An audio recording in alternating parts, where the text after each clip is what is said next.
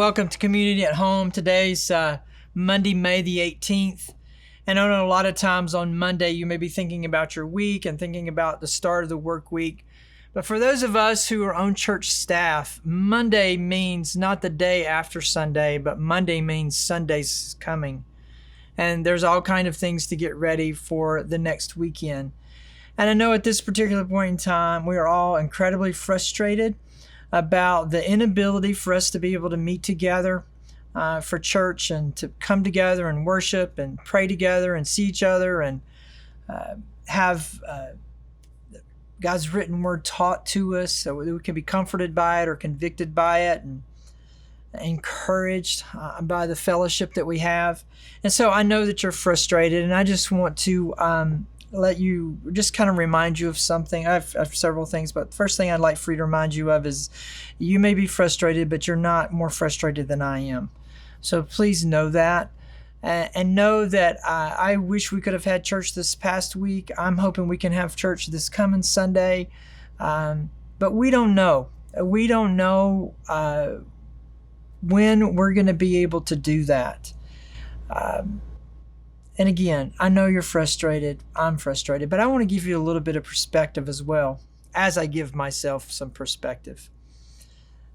We say that we're a people of God's written word. We're a church that teaches the Bible, believes the Bible. We want its instruction. We want it to give us correction and to rebuke us when we need to be rebuked. We're frustrated because we can't come together as a church. But we're not being persecuted. So can we rest in that? In the book of Acts that we're studying on Wednesday night, this past Wednesday night, we talked about and read how the apostles were beaten and told to stop preaching the gospel. Now that word beaten means 39 lashes on the back by a whip. Being asked to stay home and watch our service in the comfort of our home is not persecution. So let's have some perspective about that. We're doing this to protect our community. We're doing this to protect each other. We know that there's a lot of questions that we have, and there's a lot of things that are wacky, but we're not being persecuted, so we don't need to think that, and we don't need to be talking about that. We don't need to have that attitude.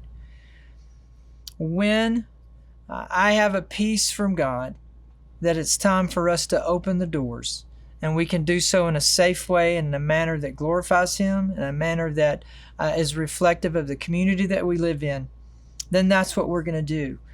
And in the meantime, we're going to stay unified, even though we may not agree. Let's don't think that unity means that we all agree, because that's not the case. Just like peace doesn't mean everything's great. You can have peace and chaos. You can have unity with disagreement. So we're going to do what's best for all as we go through these days. We know that things are coming online slowly. Different things are happening. And it does look like that maybe we'll be able to gather maybe May 31st, maybe the first Sunday in June. We'll just see what happens. But in the meantime, let's make sure that we have the right perspective. And let's love our neighbor. And let's love each other, and let's stay focused on the things that God wants us to be focused on. And here's the question you need to be asking. Here's the question I need to be asking every single day. Jesus, what is it that you want to teach me today? What is it about my walk with you that you want to teach me today? Use the situation that we're in to show us how to live your truth in everyday life. I can't wait till we can come together. But we're not going to fight and bicker as we wait. We're going to wait patiently. We're going to wait prayerfully, and we're going to trust God that He's going to build His church, and He's going to build us back better than we can even imagine. We'll talk to you soon.